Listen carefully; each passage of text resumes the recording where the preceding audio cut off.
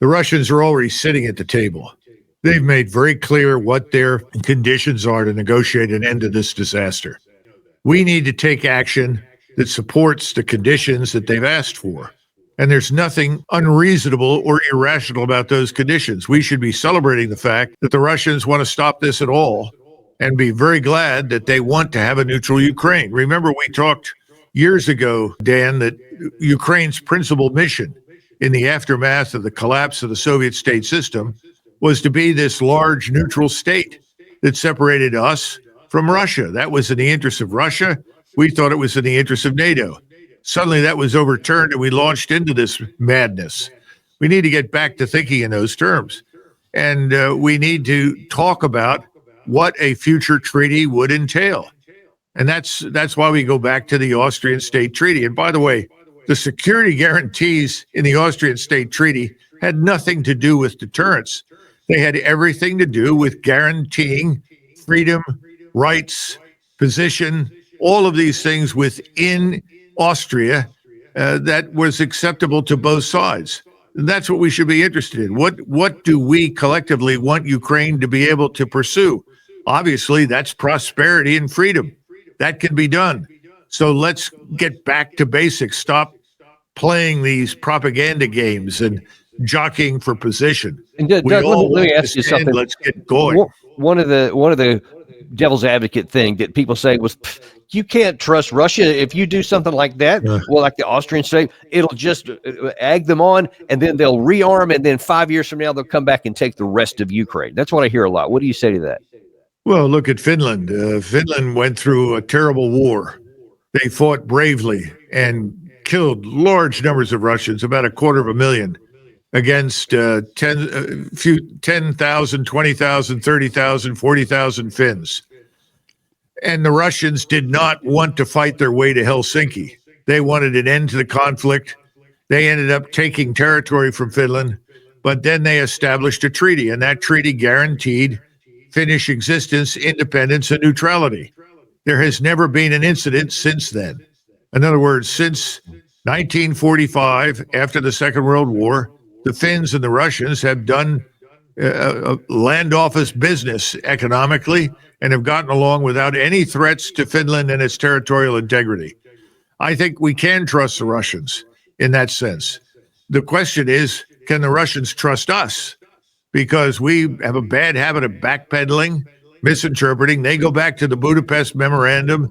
They go back to the Minsk Accords. They watched as 14,000 Russians were killed in Donetsk and Luhansk during the interim between 2014 and 2022. And so they asked themselves, can we trust the West? I think that's the more important question. I think, yes, President Trump can be trusted, but we've got to demonstrate that we are fundamentally different from the last bunch that was in power. And speaking of the last bunch that was in power and how that's viewed on the Russian side, Sergei Lavrov yesterday was asked some of the questions about the fallout from the Oval Office disaster and how the next day Zelensky goes to Europe. He was feted in London, et cetera. And so he was asked, between Europe and the United States, who can you work with? И сейчас, после вот этого срока Байдена, пришли люди, которые хотят руководствоваться здравым смыслом, которые прямо говорят, мы хотим закончить все войны, хотим мира. А кто сейчас требует продолжения банкета в виде войны? Европа. Вот сейчас мы про миротворцев, мы готовим столько-то тысяч, мы будем обеспечивать прикрытие с воздуха этих миротворцев. Но это тоже наглость, потому что, во-первых, нас-то никто не спрашивает. А Трамп все понимает. Трамп сказал, что сейчас рано говорить, когда будет урегулирование. Этот вопрос можете обсуждать, но нужно будет согласие сторон. Now, he went on in that interview to say that he really feels like that they can make a deal with Trump. They said that they agree with him. They like some of the things that he's doing, and they feel that they can trust him. We'll see if that continues on there. but he was contrasting that with, he said, the Europeans, they're talking about peacekeepers, they're talking about security guarantees, British planes potentially, and he said, but nobody's even talking to us. And I think that really highlights what the difference is between the Trump administration and everybody else in the West, certainly the previous administration who talked to nobody in Russia. At least we're moving in the right direction in that. Well, the Starmer government in London, which is probably the leading contender for the stupidity award right now regarding Russia, has one foot in the grave. All right. I don't know how much longer Starmer is going to be there. And if you look at Paris, that place is at a boil. It's only a question of when it boils over, and Macron and a lot of other people may be gone. The Russians aren't fools. They know that. I think the Russians will exercise patience. And if the British and the French try to take, the whole British army, which is roughly 75,000, and the whole French army, which is 120,000, and move it all to Western Ukraine, I don't think the French population or the British population will tolerate it. Remember, the Poles, so this is Donald Tusk, who's not exactly a opponent of globalism, in Poland has already said the Poles will contribute nothing, no troops to anything in Western Ukraine. So if you can't get the Poles that have served effectively as a logistical forward operating base for NATO to join this, who are the British and the French kidding? They're kidding themselves, and they're making fools out of themselves. Doug, did you see Starmer over the weekend by chance? No, I have never met Starmer. I will not meet Starmer, and I was not invited. No. What? No, the reason why I ask is if you saw him, the way he was carrying himself, he certainly, he seems to think he's the new leader of the free world. Well, you have a series of British prime ministers who have all competed for the Churchill Award. In one way or another, they're always trying to sound like or behave like Churchill. And unfortunately, they forgot to point out that Churchill bankrupted Great Britain, reduced it to a second-rate power, and lost the British Empire. They better wake up. The future is not the past. And they've got to chart a new course, and they've got to listen to their own people. Exactly what Vice President Vance said. They're not listening to the people in England, Scotland, Ireland, or Wales. And the French leadership are not listening to the Frenchmen on the ground in France. It has to stop. And I think the Germans have begun to figure it out. It'll take a little longer, but eventually they'll get there. But this man Merz is beginning to change his tune, thank goodness. But it may not be enough. He may only be there for 6 months or 8 months, and then you'll finally get a government that just tells the truth. We have to end this nonsense with NATO, and I think they will, because they know that they need Russian energy, and the Russians are quite anxious to do business with the Germans, which is an old relationship. We don't need to see that as a danger to us, because it isn't. But, these things take time. I think the Russians will exercise patience. Doug, you mentioned time. I think it was really telling. We often talk about how, honestly, a lot behind all of this war and the continuation is about money. And Starmer, in his announcement with Zelensky, they're talking about this new, I think it was a 1.6 billion pound deal to make 5,000 air defense missiles. And everybody's like, yay, that sounds wonderful. Well, when you look into the details, turns out that this deal is an expansion of one that they did in last September 24. The first batch of that deal will come in probably December of this year. The rest of these will go between 2027 and 2030.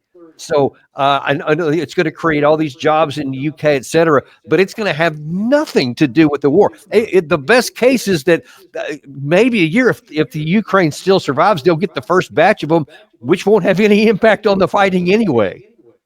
I think the word for it is Fugazi. For those who've seen The Wolf on Wall Street, it's just Fugazi. That's what these people are preaching and peddling, so forget it. The other thing is, I was coming in here, I was handed a note by the boss, and he said, we've calculated that to fund the war in Ukraine, every family in America, every tax-paying citizen in America has to fork over $2,400 every year to the federal government.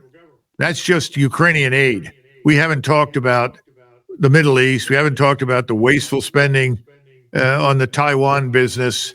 We haven't talked about any of that. Just think about that. If every taxpayer had to pay $2,400 every year to fund our support for Ukraine or the proxy war in Ukraine, how long would it last? Not long. Yeah, Doug, I wouldn't spend $24, much less $2,400, and I bet there's not many other Americans that would do that as well. Well, just imagine in Great Britain right now, where you have a lot of people that are living just above the poverty line that could crash right through and end up in poverty, especially if their treasury market, they call them gilts, collapses. It almost collapsed under Liz Truss. That's one of the reasons she was ushered out of the room.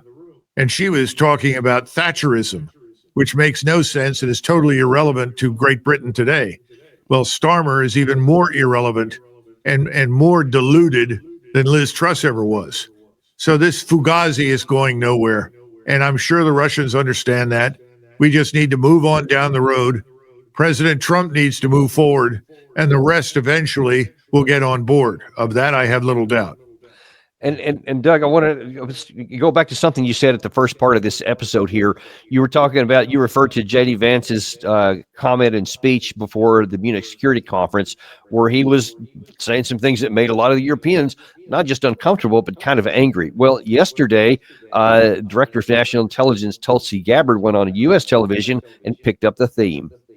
I think those who are criticizing his efforts are showing that they are not committed to peace. And in the case of many of those European countries, that they're not committed to the cause and values of freedom. Even though they speak of this, we heard very clearly during Vice President Vance's speech in Munich, different examples of how these European partners and longtime allies in many cases are actually implementing policies that undermine democracy, that shows that they don't actually believe in the voices of the people being heard, and implementing anti-freedom policies. We're seeing this in the United Kingdom. We're seeing this in Germany. We saw it with the tossing out of the elections in Romania. So there's something fundamentally deeper here that shows a huge difference in divergence between the values that President Trump and Vice President Vance are fighting for. Basically, that they are going to support him in continuing this war, and that they don't stand with us around these fundamental values of freedom. And is she right, Doug? Is there a big dispatch? Well, there are two things that the Director of National Intelligence is making very clear. The first is that we're listening to the Fugazi perpetrators or peddlers. They don't have any skin in the game. They're talking as though they have vast forces at their disposal that they can readily hurl into action against the Russians in Ukraine. They don't. All they want to do is send cash. And by the way, it's cash they don't have. It's cash that they have to create from nothing. So this is the problem with central banking. Central banking and waging war go hand in hand. As long as you have a central bank that can create money from nothing, you're going to continue to see these wars. And that certainly is true in Great Britain, and I would argue everywhere. So she's absolutely right on that point. The second part is, free speech. What's free speech? Well, free speech too often turns out to be something that the people in power can tolerate, not necessarily what everybody thinks. And the right of free expression simply doesn't exist right now. It's curtailed here. I hope it improves. But there's a lot of censorship, as you know. There are protected classes, things you can't say. This is all nonsense. It needs to go away. And I think President Trump has made it clear he wants to head in that direction. But the Europeans, at least the globalist leaders that we're dealing with right now, they're not on board with that. They've got to go away too.